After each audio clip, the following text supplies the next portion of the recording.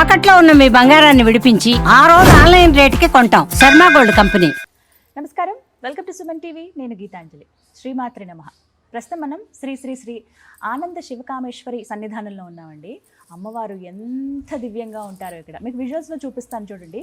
ఈ ఆశ్రమంలో ఎక్కడ కూర్చున్నా సరే అడుగడుగున మనకు అమ్మ దర్శనమే అన్నట్టుగా ఉంటుంది. ముందుగా శివయ్యని అలా దర్శనం చేసుకుని ముందుకు వస్తే గణపతి కార్తికేయుల నుంచి అలా అమ్మని చూడొచ్చు. అలాగే గురుదేవులను కూడా మనం దర్శనం చేసుకోవచ్చు. ప్రస్తుతం మనతో పాటు ఉన్నారు మాతాజీ. వారి గురించి ప్రత్యేకంగా చెప్పాలా, చూడగానే అమ్మవారి రూపంలాగా కనిపిస్తారు. మాట్లాడే తీరు, మనకి ఎన్నో తెలియని విషయాలు, సనాతనంలో ఉన్నటువంటి గొప్ప విషయాలని చాలా సరళంగా మనందరికీ అర్థమయ్యేలాగా చెబుతూ ఉన్నారు. ప్రత్యేకించి అమ్మవారి ఉపాసన, అమ్మవారి ఆరాధన ఎలా చేయాలి, ఈ శ్రావణ మాసంలో విశేషంగా ఎలా ఉంటుందనే విషయాలు మనం తెలుసుకుంటూ ఉన్నాము. అందులో భాగంగా ఇవాళ మనకి ఎన్నో సందేహాలు ఉన్నాయి, అవి కూడా నివృత్తి చేసుకుందాము. మనతో పాటు ఉన్నారు ప్రస్తుతం మనం ఉన్నటువంటి పీఠాధిపతులు శ్రీ శ్రీ శివకామేశ్వరి ఆనందమయ్యి అమ్మ. వారితో మాట్లాడదాం. అమ్మ నమస్కారం. శ్రీమాత్రి నమః. సంతోషం మాట్లాడడం. ఎంత ఎక్కువ సమయం ఉంటే అంత ఆనందం అనిపిస్తుంది అమ్మ దగ్గర. అవునమ్మా. మా శ్రావణ మాసంలో అన్ని పండగలే ఉంటాయి కదా, ప్రత్యేకంగా నాగదేవత ఆరాధన కూడా చేస్తూ ఉంటారు. నాగ పంచమి మనకి మంగళవారం రోజు వచ్చింది. ఓవైపు ఏమో మంగళగౌరి వ్రతం చేసుకునే వాళ్ళు, అలాగే నాగపంచమి ఆరాధన కూడా ఉంటుంది. కాబట్టి సుబ్రహ్మణ్య స్వామికి ఎలా చేయాలి, విశిష్టత ఏంటి, అసలు ఆరాధన విధానాలు, ఆ పద్ధతులు, నియమాలు చెప్పండి. తప్పకుండా తెలియజేస్తాను. సుమన్ టీవీ వీక్షిస్తున్న ప్రేక్షకులకి శ్రీమాత్రే నమః, శ్రీ గురుభ్యో నమః. నాగపంచమి. ఈ నాగపంచమిని అనుసరించి చాలా కథలు స్కాంద పురాణంలో ఉన్నాయి. స్కాంద పురాణం అంటే స్కందుడు కదా, సుబ్రహ్మణ్యేశ్వరుడు. స్కాంద పురాణంలో జనమేజయుడు సర్పయాగం జరిపినప్పుడు వాసుకి, అంటే చూడండి, సర్పాల్లో పాములు వేరు, నాగులు వేరు, చాలా రకాలు ఉంటాయి. నవనాగులు ఉంటాయి. మనకి నవనాగ స్తోత్రం కూడా ఉంది.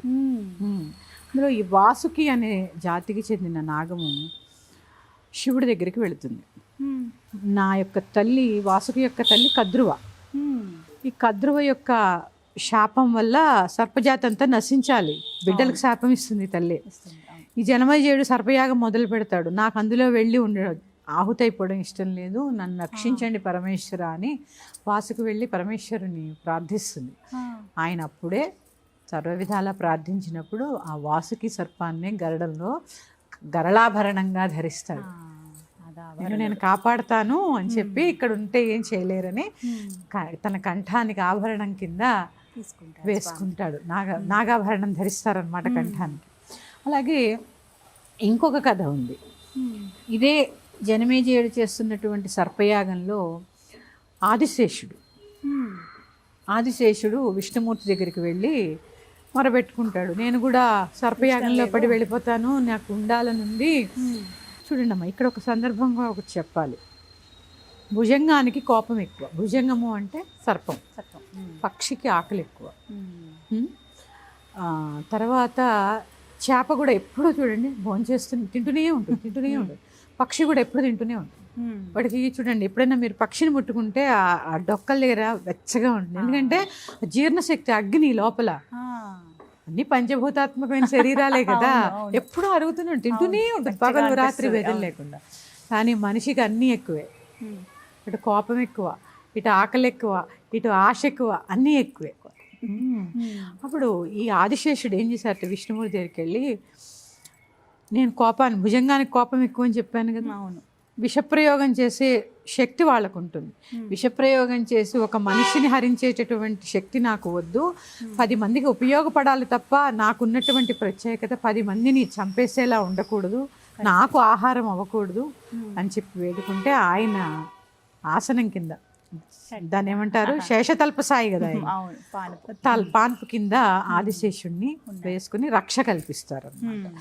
ఇందు మూలంగా ఇవి జరిగింది నాగపంచమి రోజుని అని చెబుతారు. కాబట్టి నాగపంచమి ప్రత్యేకత. ఎవరైతే ఆ రోజు ఈ సర్పాలకి పూజ చేస్తారో వాళ్ళు ఎటువంటి నాగదోషాన్నైనా కూడా పరిహారం చేసుకునేటటువంటి శక్తిని పొందుతారు. నాగదోషాల్లో కూడా చాలా ఉంటాయి. కాలసర్పదోషం నుంచి మొదలుపెట్టి సర్పదోషము, మహాకాల సర్పదోషము, కాలసర్పదోషంలో కూడా 2-3 ఉంటాయి. తర్వాత తీసుకుంటే రాహుదోషము, కేతు దోషము, ఇవన్నీ కూడా సర్పదోషాలే. రాహుకి ఏముంటుంది, శరీరం ఉంటుంది, తలపాము. కేతువుకి తల ఉంటుంది, శరీరం అంతా పాము. పాములా ఉంటుంది. ఇక్కడ పాము అని చెప్పడంలో అర్థం ఏంటి తెలుసా అమ్మ?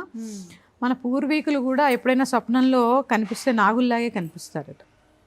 మీ పితృదోషం ఉంటే కూడా దాన్ని ఏమంటారు, నాగార్చన చేస్తే కూడా మనకి తొందరగా ఉపశమనం కలుగుతుంది. ఇప్పుడు మీరు ఎలాగో అంటే కళలో కనిపిస్తారని అన్నారు కాబట్టి కొంతమందికి ఏంటంటే వెంటాడినట్లుగా, అమ్ము భయపడుతూ అంటే తరుగుతున్నట్లుగా కొంచెం కొంతమందికి వస్తుంది. అలా వాటికి నిదర్శనం ఏంటమ్మా? తరుముతున్నట్టు, సర్పం తరుముతున్నట్టు కలొస్తే చాలా మంచిది.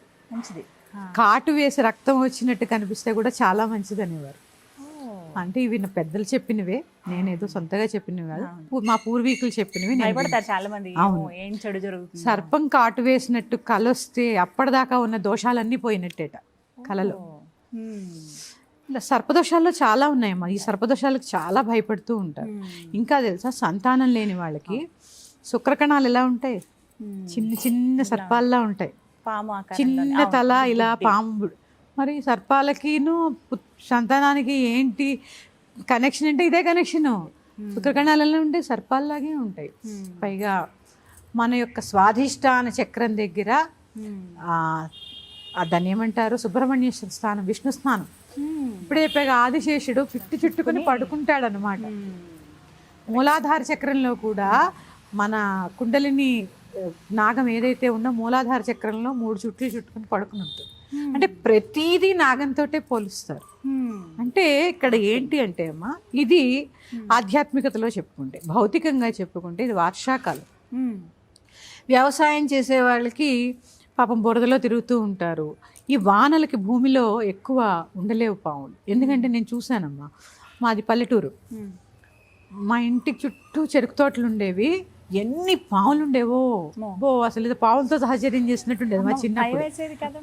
అప్పుడు ఒకటమ్మా, సర్పం ఏమనుకుంటుంటే బయటకు వచ్చేటప్పుడు నరుడు కంటే నేను పడకూడదు, నాకంటే నరుడు పడకూడదు అనుకుంటూ ఉంటుంది. మనకి ఎంత భయమో సర్పం అంటే, సర్పాలకు కూడా మనుషులంటే అంతే భయం ఉంటుంది. ఎక్కడ, అందుకే కొన్ని నాగములు మనిషిని చూసేసరికి తలంచుకుని వెళ్ళిపోతాయి. చాలా వాటి జోటికి వెళితేనే కాటు వేస్తాయి తప్ప వాటి జోలికి వెళ్ళకపోతే కాటేయు. బయటకు వచ్చేటప్పుడే అనుకుంటాయట మనుషులు నాకు కంట పడకూడదని. వాటికి భయమే. ఈ నీళ్ళల్లో ఉండలేక బయటకు వచ్చే సమయం, వ్యవసాయం, బురదలో ఉంటూ ఉంటారు, తొక్కుతూ ఉంటారు. ఈ బురదల్లో పాము ఎక్కడ పాపం పాకలేదు కదమ్మా బురదలో.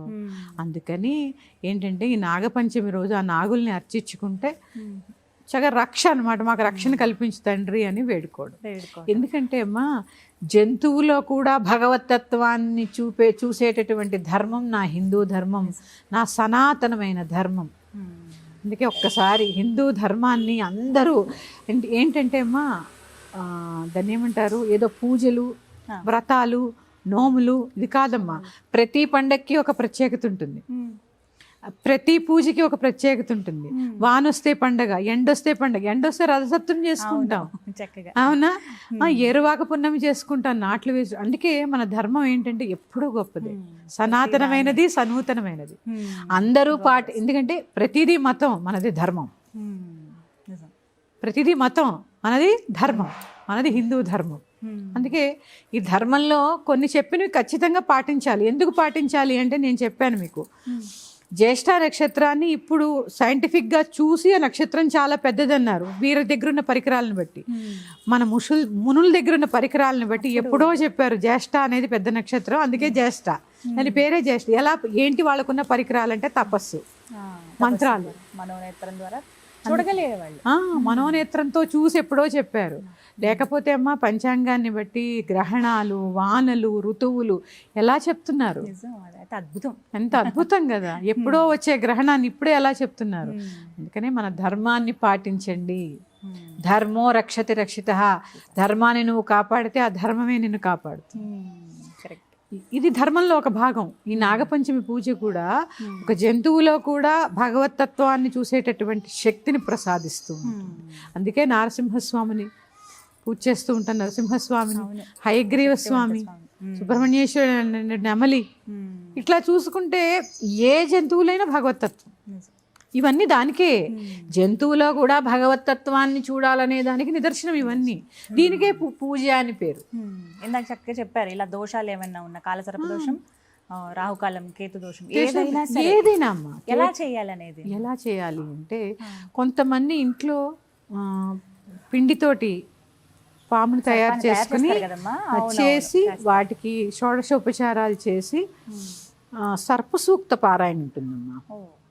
సర్పసూక్త పారాయణ చేసుకొని ఇక పాలు నివేదన చేసి క్షీరాన్నం స్వామికి కూడా, తర్వాత బెల్లము నువ్వులు చిమ్మిలి అంటారు దాన్ని, అది కలిపినది, అది కూడా సుబ్రహ్మణ్య స్వామి నివేదనకి శ్రేష్టమైనది. అలాగే ఎక్కడైనా మీకు దగ్గరలో జంట నాగులు ఉంటాయి కదా, ఇట్లా ఉండి ఉంటాయి బంధనం వేసుకునేది, వాటికి శుభ్రంగా ముందు కడిగి తర్వాత పాలు పోసి అలా వదిలేయకుండా మళ్ళీ శుభ్రంగా కడిగి పసుపు రాసి బొట్టు పెట్టి దీపారాధన చేసి ఈ నివేదన చేయండి.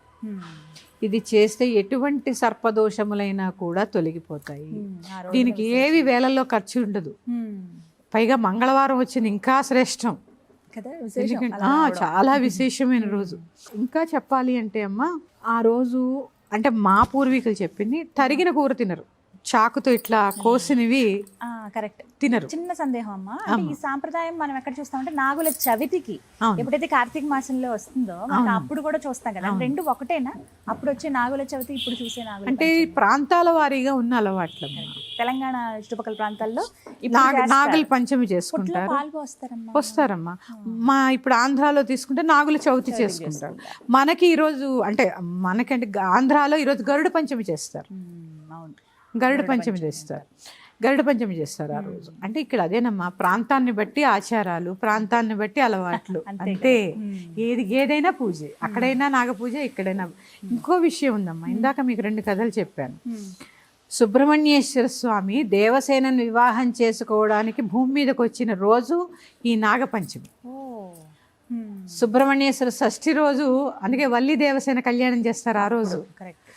వల్లి సుబ్రహ్మణ్యేశ్వర కళ్యాణం, ఇప్పుడు దేవసేన సుబ్రహ్మణ్యేశ్వర కళ్యాణం చేస్తున్నారు.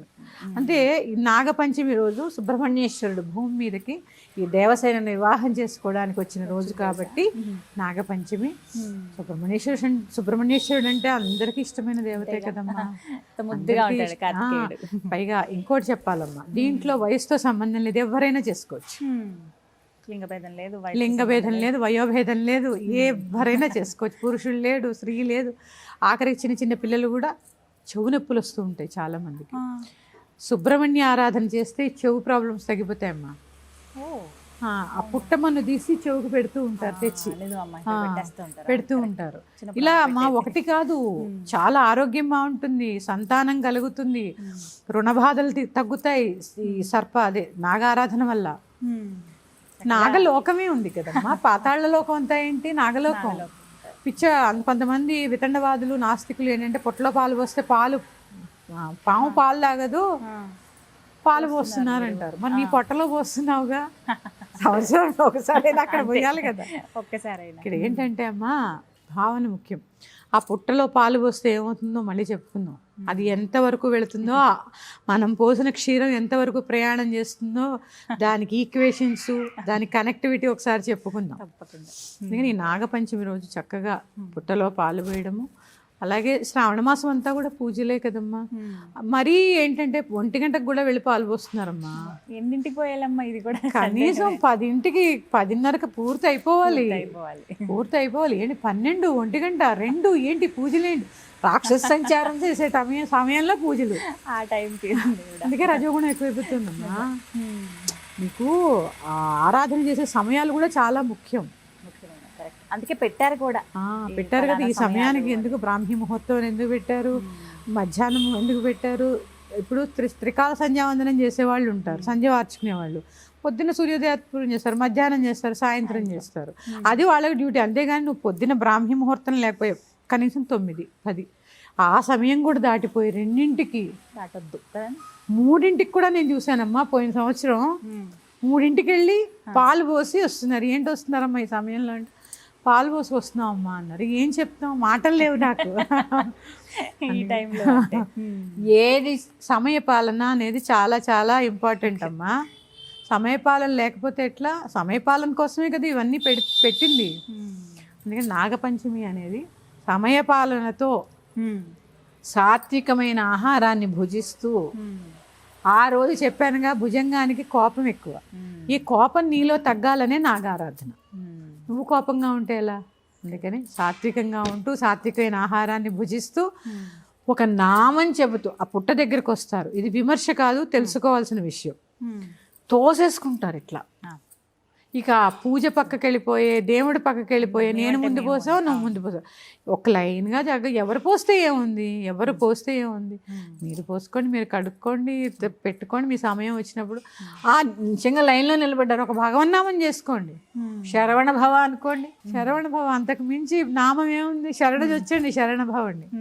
శరవణ భవ, శరవణ భవ, ఓం శరవణ భవ, ఓం శరవణ భవ నామం చేసుకోండి. తర్వాత నవనాగ స్తోత్రం అని ఉంటుంది. కొంతమందికి గుడికి వెళ్ళడం కుదరదు, ఇంట్లో సర్పసూక్తం కూడా చాలా చిన్నగా ఉంటుందమ్మా, చదువుకోవచ్చు. చాలా చిన్నగా ఉంటుంది నవనాగ స్తోత్రం కూడా. ఆ నవనాగ స్తోత్రము, సర్పసూక్తం చదువుకోలేని వాడు నవనాగ స్తోత్రము చదువుకుని చక్కగా నాగారాధన చేసుకోవచ్చు. వయో భేదం లేదు, లింగ భేదం లేదు. ఆ రోజు పిండితోటి ఒక నాగుని తయారు చేసుకుని, ఆ నాగుని ఏం చేయాలమ్మా తర్వాత? మరి తర్వాత పాలు పోసినప్పుడే కరిగిపోతుందమ్మా అది. మట్టిలో కలిపేచ్చువి, అలా పుట్ట దగ్గరికి వెళ్తాం అన్నప్పుడే తయారు చేసుకుంటే మంచిది అంతే. చిమ్మిలి నైవేద్యము, క్షీరాన్నం నైవేద్యం. అందుకని ఎటువంటి సర్పదోషాలనైనా కూడా, పైగా ఇంకోటి, ఈ నాగుల చవితికి పూజ చేస్తే నాగపంచమికి మళ్ళీ నాగపంచమి వచ్చేదాకా ప్రొటెక్షన్. చెప్పా కదా, నాకంట నువ్వు పడకు, నీకంట నేను పడద్దు. అంతే. ఇలాంటి భయాలు ఏమైనా ఉన్నాయని అనుకుంటే కనుక పాములు కల్లోకి రావడం తగ్గుతాయి, చెవు నొప్పి తగ్గుతుంది, కంటి చూపు మెరుగుపడుతుంది. అలాగే ఈ నాభి కేంద్రం కదా, స్వాధిష్టాన చక్రం దగ్గరే ఆదిశేషుడు ఉంటాడు. ఇలాంటి బాధలు కూడా పోతాయి. సంతానం కావాలన్నా, వివాహం కావాలన్నా కూడా ఆయన యొక్క సుబ్రహ్మణ్యేశ్వరుడు యొక్క అనుగ్రహం చాలా అవసరము. రుణ బాధలు తీరాలన్నా కూడా ఆయన అనుగ్రహమే అవసరము. అందుకని చక్కగా చేసుకోండి, తరించండి. శ్రీమాత్రే నమః. స్వస్తి.